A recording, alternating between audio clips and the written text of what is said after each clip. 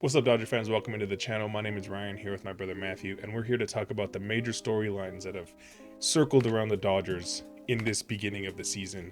Which I'll speak for myself, Matt. I'll toss it to you right now. It feels like, regardless of their record, which is still very good, it's among the top of the MLB, it doesn't feel nearly as secure as it should be. Maybe secure is not the right word, but there's something off about the way we've gotten to this record, Matt. Would you agree? Yeah, 100%. I think that's because of the nature of you start 8-0. It's looking like everyone's saying the Dodgers are unfair. It's looking historic, like genuinely, like you're gonna go on a historic pace, and then you run into those problems. You lose to the Nationals, so it's like we're at the top of the league in record, but it doesn't feel that way. So yeah, I agree.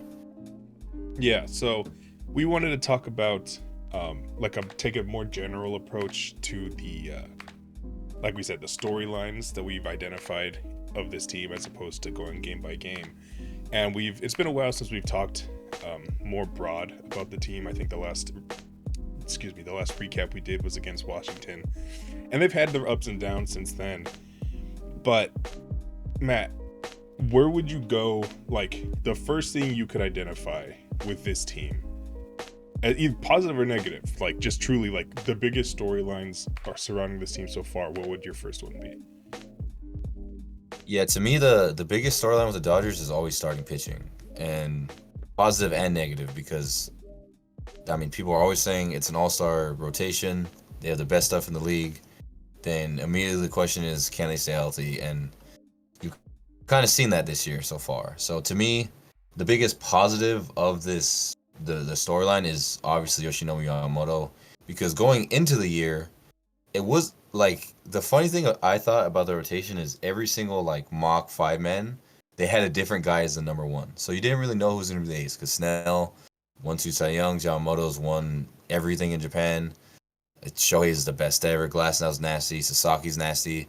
So you didn't really have an ace. That's kind of put to bed now. Yamamoto is one of the best pitchers in baseball so far this season. I know it's so early, but 1.06 ERA, 34 innings pitched. The guy's nasty. And I mean, I think the biggest misconception is like, oh, he's figured it out. Like now he's good. Now he's proved everyone wrong. He proved people wrong his first year with a 3 ERA in limited innings, but yeah, 3 ERA, and then in the biggest game of the year in the elimination game in LDS, five innings shutout in the World Series, 6 innings pitched, one and run. So he's proven it. I'm glad he's proven it this year. So I think that's a pretty big storyline in itself that we have like our ace. If it's game one in LDS tomorrow, we know who's getting the ball. That to me is a big deal. So that's the one big positive. The negative, like I said, you knew it was coming. The injuries. Blake Snell got shut down, and then he got a setback. I believe he was supposed to schedule the throw, felt discomfort, setback even more. Glass now had a lower leg thing on Easter, seemed to be fine. Comes back out, pitches what 2 innings. Now his shoulder's bothering. Kershaw's been out. Uh, so yeah, I mean, it's like we said this going into the year. It wasn't are we gonna get injuries? It's only a matter of time who's gonna get injured. So is this like what you expected? Is it less than you expected, or are you like genuinely really concerned? Because Glasnow and Snell, I mean, those are two big hitters right there. How are you feeling with injuries? And then also, I know Yamamoto's your favorite pitcher. Just briefly, what are your thoughts on him being our ace? Yeah, I'll start with Yamamoto. Do something positive. I've watched. We love watching the MLB Network stuff because sometimes it's a little silly, but it's unironically the best coverage of, in my opinion, the American major sports. Um, they were doing this thing when because Yamamoto and Skeens in the Pirates' first game, were matching up against each other. I think two of the three best pitchers. Like if you want to put Zach Wheeler between them, perfectly understandable. So I actually appreciate how they kind of hyped it up. And one of the things they're doing to tease it was game one of playoff game. Who are you starting? And I'm like, I respect Skeens. I think he's legitimately great. But I was just kind of laughing, like we just saw Yamamoto do it against the Yankees in the World Series.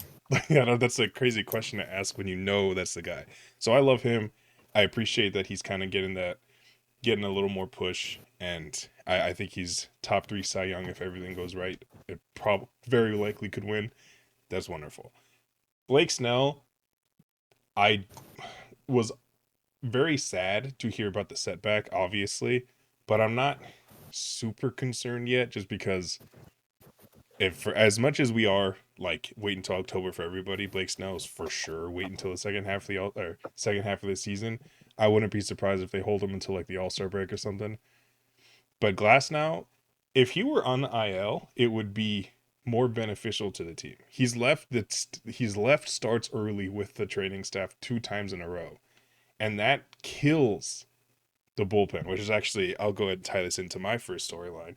The bullpen usage has been unbelievable. They've actually been very, very good. I think Oral said on the broadcast. I wish I would have kept track of it today. When they pitch 4 or more innings, I think they're like 10-2 now, including the win Sunday against the Pirates. The bullpen's incredible, but they pitch so much. And we talked about the starting pitching depth. I'll wrap it back to your question and just the idea of starting pitching in general. We're going with planned bullpen games.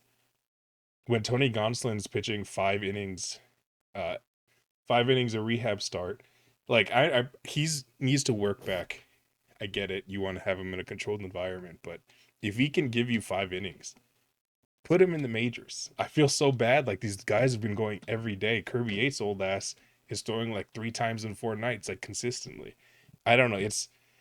What do you think about the bullpen usage? Because obviously they're great, and like when you want to win a game, putting in a lot of great relievers back to back is a good strategy. But for the long run of the season, it just feels like they're using them so much. Yeah, I think it's detrimental down the road because I mean it's again that killed us. I mean, shout out to Bankus Berrios. There's talk about actually stretching him out, but yeah, it can't keep up like this. Like you mentioned, Kirby Yates is really old, and I mean these guys they're holding it down. They're performing pretty well. It's just it's not sustainable to me. And we knew we were gonna have to deal with injuries, and it is funny the first 2 storylines, starting pitching injuries, and then the bullpen usage go hand in hand. Yeah. And it's like it's almost like where did it go wrong? We were expecting injuries. That's why we had like 10 starting pitchers, but it's like we've played 28 games, I think, and 2 of like the big dogs, Snell and Glass now, went down like that. So it's like it is tough, and I mean, there's nothing really to address the bullpen usage other than the starters have to go deeper, or you need more guys, and so you just need Kershaw to come back. You need Gonsolin to come back. Shohei, we're taking our sweet time, and rightfully so. So it's tough. But as far as the starting pitching goes, injuries is off. We got our ace. Injuries is a big storyline. Leads to the bullpen usage. I think probably the biggest storyline with the pitching is Roki Sasaki. I mean, every time he takes the ball, everyone's watching. Everyone wants to see him fail. That's not a Dodger fan. And it's kind of what I expected, but also kind of not. 25 innings so far, 3.55 ERA, and I'm pleased for the most part. The one negative has been the fastball velo, which this past start was a lot better against the Pirates. The start before that, I forgot what team it was. It was way down. Yeah, I think it was the Phillies. But the thing I like, the thing I like about Sasaki though is he is consistently getting better with every start, or not, maybe not getting better, but working on things. He looked bad. He looked bad the first 2 against the Phillies. He finally could throw strikes. That was a big step. I think he went like 4 innings, 1 run. Huge step. Against the Rangers, he was throwing his slider. It looked really good. That's another big step. So he started throwing strikes. Then he added the third pitch looked good, the one we all had questions about. This past start against the Pirates, he worked really deep. I think this was the first time he threw 90 pitches. He was pitching into the 6th inning. That's another step up. Now he's going deep into games. He's having important pitches, and I think finished 5 2/3 with 3 runs, something like that, which is a solid outing. So he's continuously getting better, which I love because he's a rookie.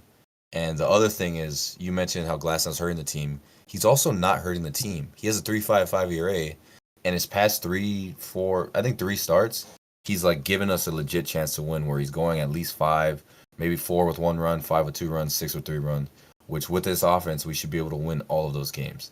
So he's getting better as a rookie, and he's also not hurting the team. So I'm pleased with that. The only thing is the fastball, but if he doesn't have the fastball, he has one of the best splitters in the game. The slider's getting better, and we have all this time to develop new pitches. So I'm pleased with Roki Sasaki. I don't know how you feel. Yeah, I think it's definitely proven to be on the higher end of the probability in terms of like him being immediate all-star versus real project. He's very much leaning more towards project. But in that context, I agree with you. Like the results we've gotten from him are perfectly acceptable. You can see the progression he's making. He's made it into the fifth inning for the last three starts in a row, I believe. I got into the sixth again yesterday, or in the Pirate series, excuse me. I don't know if it was yesterday. Um, I think I'm surprised by his lack, or conceptually, I'm surprised by his lack of strikeouts. But we see as how his fastball is so frequently out of control.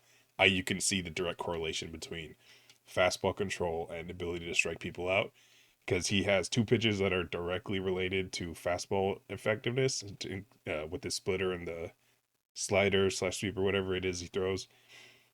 You need to be able to look at the fastball to work those pitches off of it, and he hasn't been able to so far. So I understand why. He made that public declaration that he wants to make sure he's in pitches through the fifth inning every single game for the rest of the season. And I know old heads will shake their head like, of course, they're pitchers, but that is a real thing, and I appreciate like you can absolutely see the determination. He's always working through something, and yeah, I'm very for like a not high level start to his career. It's actually one of the more encouraging ways that he could start. So I'm in agreement with you. Yeah, 100%. And again, him being a prospect is expected because the money we're paying him. But yeah, that's pretty much it for the starting pitching storylines. Man, we've talked about in previous videos. It was awesome to see him come back. Had just a horrible outing against the Cubs, but other than that, he was good. And the Cubs are an incredible offense, so May's kind of that productive pitcher. So talking about the pitching before we go into the hitting, we talked about the bullpen a little bit. We haven't touched on probably the biggest storyline, our new closer, which I won't say anything. I'll let you say however you feel. But we paid the guy a lot of money, which was rare for a Friedman contract. You know he doesn't like to trade for relievers, pay relievers because of our history with that. But how? I mean, talk to me about Tanner Scott beginning of the year. Yeah. So I'll actually start this with a question. If I told you, like, say you never saw any stats from him over the year, you've only seen his appearances. If I said his ERA was a 2.57 with a 0.93 WHIP, would you believe me? That seems No, pretty absolutely not. like yeah. Like if you look at this without context, he's been very good. But his average exit velocity is third percentile, which means 97% of the league is better than him at stopping hard hits. His ground ball rate super low is 36th percentile, and he's never been like a major ground ball pitcher, except kinda he has. Last year it was 88%. Average exit velocity, 100th percentile. He was the best pitcher that qualified. I'm assuming amongst relievers at stopping hard hit balls, and he is like one of the worst, and you can absolutely see it. To bring it back to Roki a little bit, Andy Pa has robbed two multiple home, like one grand slam and another, I think 2 or 3 run home run in different games his last two appearances, so his stats would look way more inflated. But like it's the same thing. You could there people are hitting missiles off Tanner Scott. And I think it was against the Rangers. He had an outing where it was like, oh wait, is he back? He got some whiffs. And then against the Pirates, actually, he looked pretty good. So it's not over for him. He's still 99th percentile chase rate, 45%, which is actually crazy. Walk rate, he's not walking anybody, and which is actually the complete opposite. Last year he was like third percentile in walk rate. It's just it doesn't look the same. His velo has actually had some fluctuation. Sometimes he's touching like 97, 98. Sometimes he's like you're seeing 94 on the gun, which is tough. And I don't really know what to do. Like you said, this is why Friedman doesn't pay relievers. I'm not out on Tanner Scott, just to be clear, but relievers are unbelievably volatile. That's why we had a year where Alex Vesia and Phil Bickford were legitimately two of like the three best relievers we had, and then the next season we were praying for Phil Bickford to get DFA'd. It's just relievers that happen sometimes. And for him to have relatively decent overall stats among this struggle is kind of nice, but he's given up very big home runs, and that wasn't really anything. He wasn't doing that at all last year, so it's tough. It's tough. What do you feel about Tanner Scott? Yeah, I agree pretty much with everything you said. Looking, he actually has no walks in the year, which is kind of crazy. But yeah, it's honestly the word I would use is frustrating because with guys like that, I care more about how it looks than the results because I mean like he had the remember the 3 pitch save? It's like they're just hitting missiles straight in the Yeah, glove. And it's like my gosh. Because it's October suddenly and that missile doesn't find a glove, it finds the seats and you're losing. So I care more for relievers like that you know he's gonna face the very best hitters the opposition has. I care a lot about how he's getting those outs. Are they hard hit? Are they swing and miss? Is it weak contact? Is it a ground ball because he got in on the hands, or was it 111 off the bat? Just got lucky and it was a double play. yeah, That's really what I care about with guys like that because bullpen is all about swing and miss. And like you said, he hasn't really produced it. So I'm worried, but not out. I'd say that's my kind of final stance on him. yeah. I think that's fair. That for this early in the season, because it's still only April now. We're at the end of April, but it's still only April. We have a lot of time to go. And he's kind of like to start the year, it was very consistently just getting beamed. But he's had a couple outings, not back to back, unfortunately. So like his next outing, if he could continue the trend, I think we can get some momentum.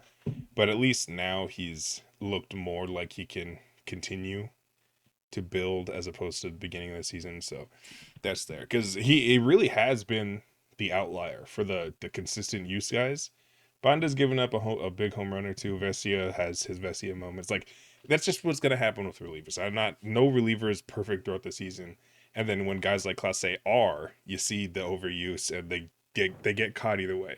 So yeah, Tanner Scott is on standby right now. He's not full. I'm not out. I'm not really in. We're gonna see how it goes. Matt, do you have a final takeaway for us? Yeah, I think. Yeah, the thing, and again, that kind of ties in with your first point. When you pitch way more, like a bullpen's used way more, there's going to be more of those bullpen moments where it's like, well, if Vesia gives up a 3-run home run, and we lose the game because of it, I'm not going to think Vesia sucks. It's just one of those moments at the end of the year when if he has a 2.9 ERA or something like that. That's just how it works for bullpen. And overall, the pitching is good. The starting pitching is not healthy, and because of that, it's been tough. So I think kind of we kind of covered every single storyline for the pitching. Yeah. The hitting, as I believe before because recording this today, we scored 9, 10 runs or something like that. Before that, I know for sure that in offense we were ranked like 11th or 12th, which is like incredibly low for the Dodgers. And so it's not all negative. There's positives too, but for me, my biggest storyline for the offense is the bottom of the lineup because the top of the lineup, you got the big three. You can make it a four with Teoscar. Will Smith's an all-star. That's 5 for sure all-stars, like high caliber all-star players right there. Tommy Edman, I'll talk a little bit more later for my next storyline. He kind of makes it like a 6 the way he's been performing. He's been very, very good this year.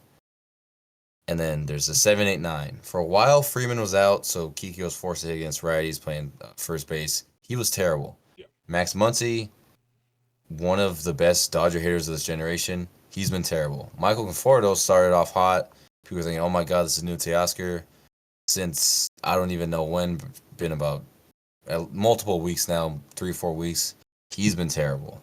Andy Pages was one of the worst players in the sport. He is no longer terrible. He's gone on a tear the past week or two. He got his OPS up to 861. Jesus. So I think, yeah, pretty crazy. I think we have the very best 1 through 6 in baseball. It's not really a debate. 7 through 9, the way I would describe it is there's 4 different opportunities to be good. Max Muncy, like I said, last year had all-star numbers. He had 850 OPS. He's always been amazing. He just hits 35 home runs. He walks. He's an all-star caliber hitter. He has a chance to be good. Michael Conforto, even if he just performed the way he did last year, that's a solid nine hitter. He has a chance to be good. Andy Pajes has proven he can be good. It's just a matter of can he stay there. And then the fourth one is on the MLB team, and of course it's Ha-Seong Kim. I think the approach I'm going to take is be patient because exactly 3 weeks ago I was saying Ha-Seong Kim needed to come up. Now Andy Paz has an 861 OPS. Yeah. So that's my take on it. Like Michael Conforto is a good hitter. He's actually had a lot of at bats. He was good in the beginning of the year, for God's sakes. Max Muncy again, like we know he's been good. So my official take, I guess, stance, whatever you want to say, is to just be patient. Let these guys have their ABs. Kike, if he stays healthy and keeps hitting lefties, he'll have 20 home runs and he'll hit 3 in the postseason, or maybe 5 in the postseason. That's what he does. Yeah. So I'm personally not worried about this. I think if Pajes just continues at this pace, the bottom of lineup numbers will just keep going up and up and up. And that's just one guy. It was just a bad combination of Freddie being hurt, Pajes in a slump, Conforto in a slump, Muncy in a slump, all at the same time. And of course, if Kim can come up and do something, that'll help a lot. So I'm not worried about the bottom of the lineup. What do you think? To me, the biggest storyline here is Muncy struggling and Pajes getting hot. So what do you think about those two guys and just kind of overall bottom of the lineup? Yeah, I think honestly your perspective on it is really good because it's easy to be upset. And trust me, I was like, I'm not gonna act above it. I absolutely was upset watching this team sometimes. Just because offense really like it looks lifeless sometimes. But it's very early and specific like in terms of long-term worry, there's not much for me because we've had Shohei slump or whatever version of a Shohei slump it is, he definitely was on it in the last 2 weeks, I would say. Max Muncy, I want to call it a slump, but if he can't start slugging soon, then I don't know what I can call it. Uh, Conforto slump, Tommy Edman come back to earth, Pajes worst player in baseball, and Kike Hernandez everyday first baseman. We had all of that at the same time. That's not gonna happen. Going like it's very rare that your entire lineup slumps at the same time when you're proven to be good. So I think in terms of a positive outlook, we've seen Pajes break out of it in a way that's like crazy. I haven't really seen someone like that. Like that, this type of hot stretch is insane. So shout out to him. Very glad the team didn't give up on him, despite fan calling and fan including us too. Uh, Shohei had a good series against the Pirates, so hopefully he's running back into form. I will take that positivity and hold it to toss it to you later because I have my I don't know if it's my final storyline, but it's absolutely the biggest one to me in terms of long term impact and like very legitimately worried. Mookie Betts, my favorite Dodger of all time, a lot of people's favorite Dodger of all time, one of the greatest players to ever lace up some cleats. He's not been good. And this isn't, it is a slump because I don't think he's going to be this bad. But his contact profile and specifically his bat speed, it like, this is like washed levels. Like he's fifth percentile bat speed, 66 miles per hour, which I mean, the number is trivial, but he's like one of the slowest bats in the league. And he's 32, which isn't old, but 2023 is when they first started tracking it. Bat speed 71 miles an hour. 2023 4, excuse me, last year, still incredible by the way, went down 2 miles an hour, 69. So we know he can perform very well when his bat speed is not like at the elite levels. It's just that now 2025 bat speed down 2.23. I horrible math. I don't know what I'm doing. 66 miles an hour now. He's towards the bottom. His barrel percentage is 12th percentile. Hard hit under 10%, under 10 percentile. Expected batting average is down like 80 points from last year. And again, all these expected stats, like I don't think this makes a player good or bad. This doesn't like reflect their production in real life, but it does reflect the quality of contact they're making. And if you're an eye test person, you could definitely agree that these stats are reflecting the eye test. I don't remember the last time he's like really barreled the ball. He had the 2 homer game when he was feeling prideful about how people were talking about he needs to recover from his sickness, which I respect. I love Mookie, but since then he has like no power. His OPS is 722, and he's actually improved on defense, which I respect. But like I don't know, it's just I love him too much to give up on him, and I'm certainly not giving up on him after 2 weeks. But at a certain point in the season, when does it stop being, oh, it's because he got sick, and when is it like a concern? And that's an actual question. What do you how do you balance that, man? What do you feel about Mookie overall? Honestly, I think he's an incredible hitter, and he doesn't have pop right now. And I don't know him, so I don't know if it's because of the sickness or because he's like, I don't know, just athletically not the same. I don't know what it is, but I know that as of right now, he just doesn't have the bat speed, and that's why he's not performing like Mookie Betts. But I mean, the approach, everything, like, he's still like he's second in the team in at bats, and he's has 9 strikeouts. He's in single digit strikeouts. He's compare that to other guy. Muncy has 33, 428. Freeman has way less at bats. He has 12. Edman has 18. Smith 20. He has 9, which really stood out to me on the baseball reference page. Like, I still trust him to hit a sack, to hit a fly ball when there's a runner on third. Do that today. Like, everything, the intangibles, everything's there for him as a hitter. It's just he doesn't have the strength.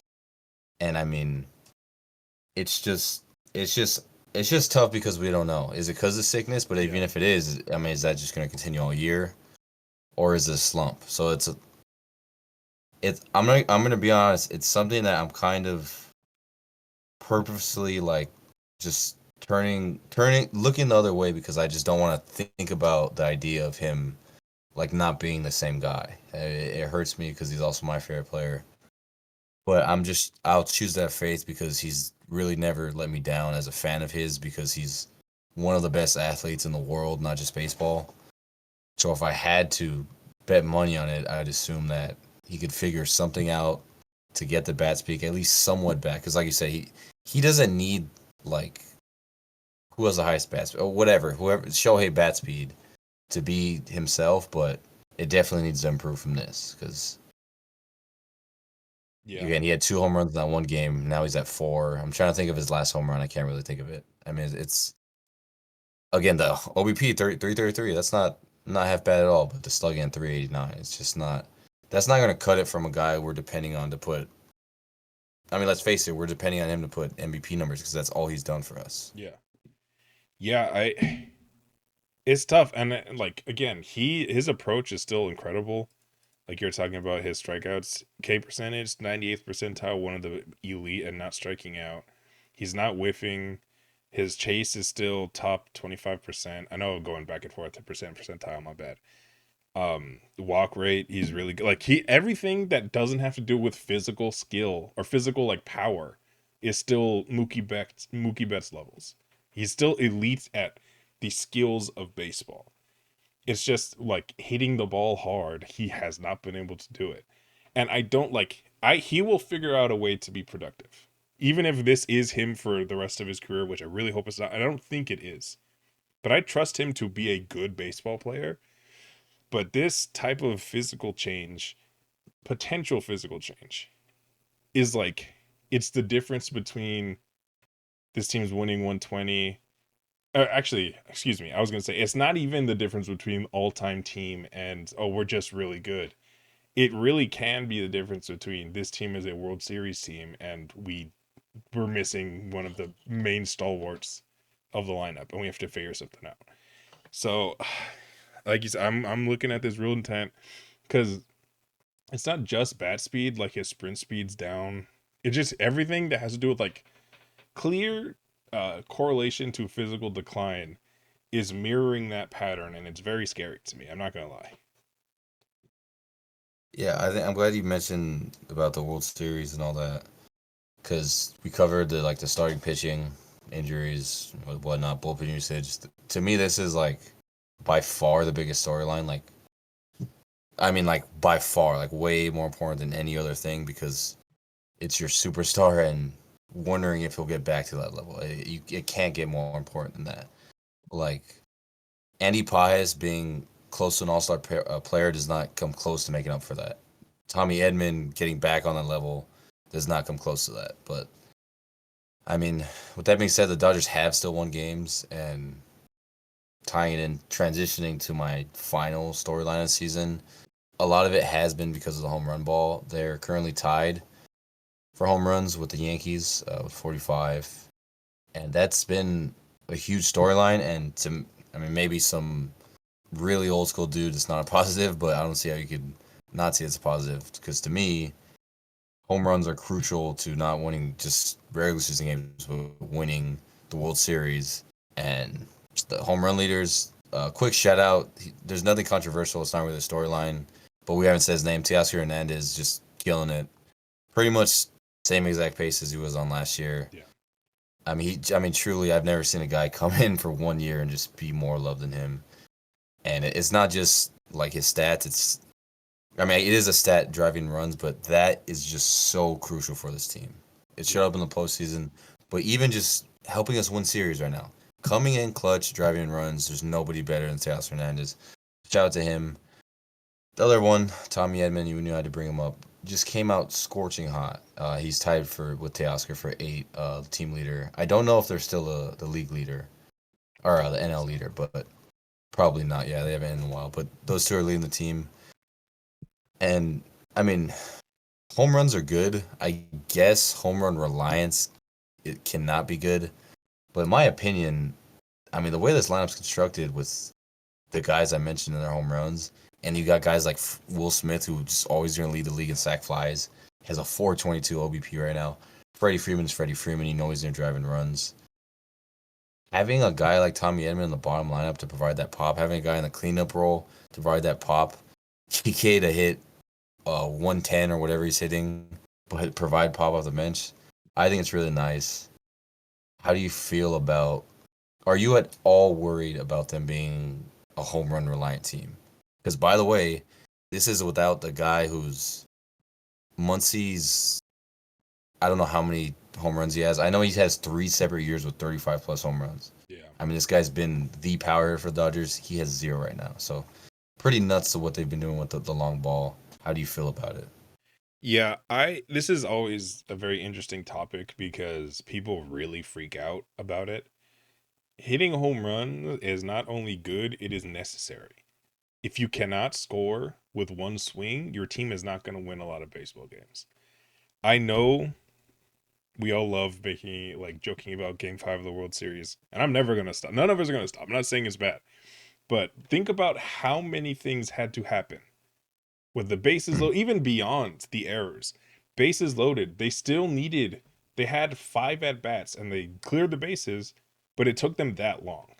If someone were to have hit a home run, sure, we wouldn't have had like the Teoscar moment, which I love. I wouldn't change anything, but just like try to conceptualize how much easier it is to score when one pitch does it. And hitting home runs is not easy, but home run reliance isn't a thing to me. Because it's not like Shohei Ohtani doesn't know how to hit unless he's home run. Like Max Muncy is. I'm not going to act like he's not. But our team is not 9 Max Muncies. We have one guy in the entire lineup that is home run reliant. And he still, or the theory of him still gets on base enough to move around. And he's actually, for as silly as he looks, he runs faster than Mookie Betts, to tie it back to the athletic. Like his sprint speed is a full mile per hour higher. Or, excuse me. I forgot how it's 27.3. It's like feet per second or something. I just wanted to throw that out there. But yeah, home run reliance is not a real thing to me. There's no good baseball team that's like a legit contender that's home run reliant because good teams hit home runs. Then that's kind of just it. Before, I don't know if you have a final storyline, but before we get into that or wrap it up, I have one kind of fun game question thing. I want you to rank from least likely to most likely 3 different things. 1, Andy Pajes continues this rise to not like an all-star. Let's not be like crazy unrealistic, but like a 750 to 800 OPS. He's hitting lefties well. Great power. He has 5 home runs so far. 20-something home runs. Like a good solid year from him where he could be like a 6-7 hitter. Like a legit great if he's a center fielder, that's probably honestly, top five center fielder. Center field is a pretty weak position. Yeah. But just a great Andy Paz season, continues on this rise. It's one. Max Muncy just never gets better, continues on this pace. And Tommy Edman going back to the way he started the year. Maybe not leading the NL in home runs, but I mean, like a great all-star second baseman, center fielder. Him going back to the beginning of the year. Paz continuing this run he's on currently, and Max Muncy just staying horrible. Well, unfortunately, most likely to me in these specific scenarios is Muncy staying bad. Just because he's old now, he's 34. I think he's turning 35 this season, like in the middle of the season. It's probably his last year with the team to, I'm sure, the great joy of many Dodger fans. I don't think he's going to be this bad, like in a personal sense, just because he's seeing the ball a lot better. To start the year, he looked lost. Now he's just not squaring it up. Like he's taken a lot of walks recently. His on base is almost up to 300, which is still bad, but compared to before, it's I think it's just like statistically, we've seen Tommy Edman not be this, and Paz is still young. But if I had to go like just realistic, Muncy staying this level is probably the most realistic. And then second, I think Pages, like I would not be surprised if Pages turns in a rookie year James Outman season, which is not slander, by the way. If you remember, like he was actually very good. He had 20 home runs with a near 800 OPS. We'll talk about him at a later date, I guess, because that's fall off is still crazy. But if we can get there with him, I would sign up for that for the next 10 years. Like that's just good. His defense seems to be improving a bit. I think he's still going to be very shaky out there. I think just when Rocky's on the mound. Yeah, when Rocky's on the mound, he will make all world play. Yeah, and then Tommy, I think we're gonna see very opportunistic Tommy. I still fully trust him in the clutch. And against lefties, I don't think it's gonna change. I think he's very much a power threat there. But he had half of his home runs, I think, from the left side, and that's just never what he's done. Granted, they've talked a lot about the changes he's made, and I might look into them more so I could make a breakdown of it. But if he's not, like, I would not be surprised at all if the power surge is just done. He's not that he's never gonna hit a home run again, but the league leader stuff, I don't know. If he doesn't get to 20 home runs this season, I wouldn't be super shocked, even though it'd be a little disappointing based on the start he's had. But I may be a little down on Edman, not mentally, sorry for that. But just like his career track record, he's never been this guy. So seeing it at all is wonderful, and we saw it in the NLCS. Like he can hit these huge streaks. It's just I'm not going to expect it from him because it kind of feels unfair. What about you? How would you arrange those? I think to put a positive spin on it, I'd put Pages to most likely, just because we talked about it even when when he was struggling, that like he's a very good hitter. His approach is everything there. It's just like swing the bat hard when the ball's in the zone, because it was like everything he's late, and he actually ended up doing that. And I don't know, I just feel good about Pages. I feel like, because again, from rookie year to even when he's struggling, we always knew he had that in him. Mm-hmm. And when a young guy gets confidence the way he did, I mean, I think I could, if you just look at like just track records, a young guy who's hot, continuing on that path, a very good hitter in a slump, getting out of his slump, which is Muncy, and then someone who's never really done it to continue to do it with Edman, I feel like I'd rank it like the young guy getting hot, the guy getting out of the slump, and then the guy who's never really done it cooling off. I feel like just that's what baseball would tell me to do, so I'd probably rank it that way. So Pages, Muncy, and Edman. But I'm not down Edman either. I actually think when I saw this surge, I thought like he's a different guy, not, oh my God, he's just playing out of his mind. I think I trust the Dodgers staff, and I think he did make a tweak. And I think I don't know, I feel like he'll have just a very good year. I think he'll hit like 250 with like 25 home runs and a 750 OPS, which is like insane. Like for Edman to have 25 home runs, I'm making a very, very bold statement. But I truly do believe that. He's at Yeah. 8 right now, so I mean, not too far to go. That's what I'm saying. Yeah, based on the trajectory, it is very realistic. And by the way, if we get that season, one of the best utility players the Dodgers have ever had. Like we're talking Yeah. prime Chris Taylor on Yeah. this. Which I also think with the strikeout numbers is close yeah. to because he's striking out I a lot. think his yeah, that's true. I mean, I think his home run high is like 11 in his career, so 8 right now. Yeah, it's Again, 13. 20. No, for sure. He's already surpassed his home run total from last season with the Dodgers. And 10 fewer games. Is this 11 fewer games? 9 fewer games. Excuse me. Terrible math. Yeah, I'm super hyped on Tommy. I have full trust in him. I will say the on base percentage is under 300. It's 284, which would be the lowest in his career. Crazy. Walk numbers are super low, but he's making contact. The approach is there for him. You got to respect it. So yeah, I think we're gonna wrap it up there. Thank you so much for listening with us. We will be back hopefully with more recaps and such. Obviously, it's a little difficult to get there, but either way, we will not stop with the content. So thanks so much for watching. Go Dodgers.